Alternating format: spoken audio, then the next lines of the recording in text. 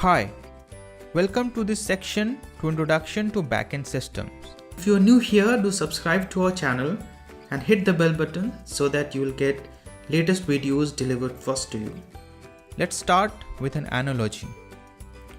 So you may have gone to some show in your college or school where there was a stage. So let's try to understand what components make that system. So you have the stage on which actors are performing. In front of the stage, there were people watching the show and they are the audience. And if you ever go back to the stage, you'd find people rehearsing for the next scene or preparing prop required in the next scene. And this system, if you try to compare with the web services, you will find that there are three components. So first is your client. So audience from this system is like your clients. The stage on which actors are performing is your front end. And the back of the stage is what backend of the web service is. So that will be the focus of this course. So let's take an example. Suppose you want to buy something on Amazon. So as a user, you use your laptop to access the website of Amazon. So web browser is the client. The website is the front end. And when you write any search query, it talks to the internet and that connects to the Amazon servers and then fetches the result and shows back to you. So the system that lies on the internet, the servers of the Amazon constitutes the backend. So if we try to categorize the system in a higher level terms, we have got client, and client runs on laptop, mobile or personal computers. And the program which runs on these systems are website or app. And website or app interact with remote servers. So for the backend development, always the focus is the remote servers and the programs running on the remote servers. Now let's try to understand what remote servers are. So servers are very similar to the laptop or PC, but they are running a different program whose focus is to serve the request of the client via internet. So these servers can have one machine or multiple machines connected together to work as a system. And on this machine, we'll have program like our Node server and MongoDB server that we will see in the course. Now, we now understood that remote server has nothing but the system similar to the PC or laptop, and they're running some special programs. Now let's understand what these programs are. So these programs constitute of client server model. So let's try to understand this. So we have our client program. So example of client program is your Chrome browser. So basically these are the program on which your front end runs. And then you have got server programs. That is your NodeJs server. And the client talks to your server program on the computer network or internet. And how it happens is that client sends a request to the server and server processes that request and send back a response. So there are two ways to look at the web services that we saw. We have first way of looking from the hardware perspective and second is from your software perspective. For this course, software perspective would be the center of the content. So let's take an example. Suppose a client program, that is a web browser, loads a website and then it sends the login credential, email and password via internet to the Node server. Node server will then connect with MongoDB server and ask for registration information for that client. Then it will get back the result from MongoDB server and compare it with what client sent. And basis of that comparison, it will send either a success response or a failure response. Now let's zoom in into the client side of the program. So the client can be categorized into three major categories. One is mobile, other is website, and then we have third-party APIs.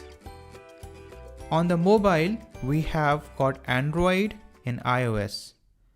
On the website, we have got Chrome, Firefox, Safari, Internet Explorer, and other web browsers.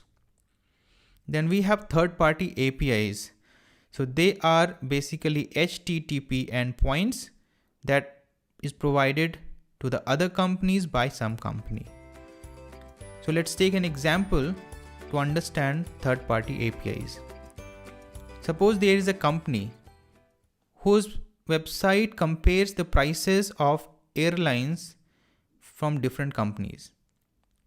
So when a user logs on to that website and asks for a journey for a particular place, that company will connect with other companies. For example, it will connect with Vistara, Indigo, SpiceJet through their third-party APIs.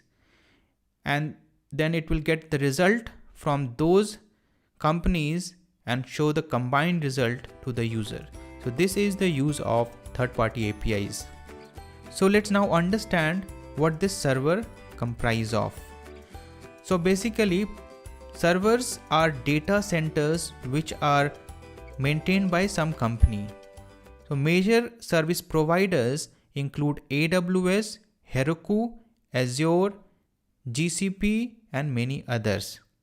So basically, we rent one machine from that data center and we run our program there.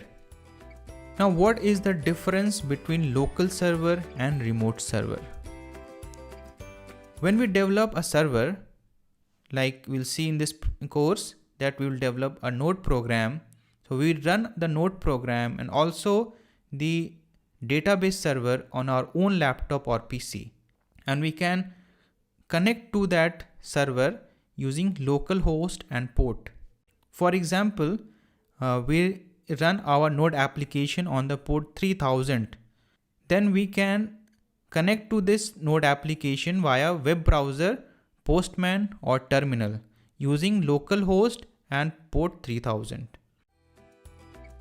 Now, when we deploy our program onto the data centers, we can access them via the IP address of the machine. For example, this.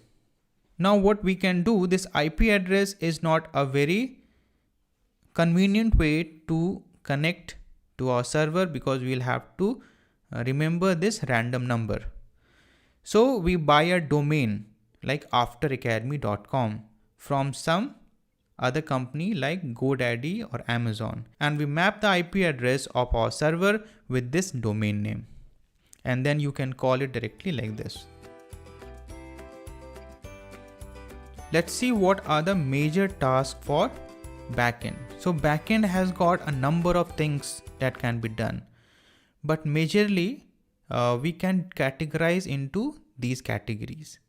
First is storing data. So backend is used to store data in databases. So we have MySQL, MongoDB, Cassandra, Postgres, and many other databases. Second is that we want to do some business logic. For example, we can only provide our services to paid users. Then third one is security, that only the people who have logged in can access a particular service. Then fourth one is scale. So this is a very important thing to understand, that when the number of users increase, then we will have to use more powerful computers. We require more RAM, more storage, and more processing. So one way to do is when number of users increases, we use larger machine. And the other way to do that, we club the smaller machines such that people who are connecting to our services are divided and being served by these smaller machines. So as a recap, we understood what backend means for a web service. Then we understand that what lies in the backend, that is the machine and the program. In the program, we understood the program has client and server programs. Then we understood what are the clients, and then we saw that how we can put our server program on the remote data centers. And then we saw what was the difference between local machine and the remote machine. And then we saw what major task backend system provides.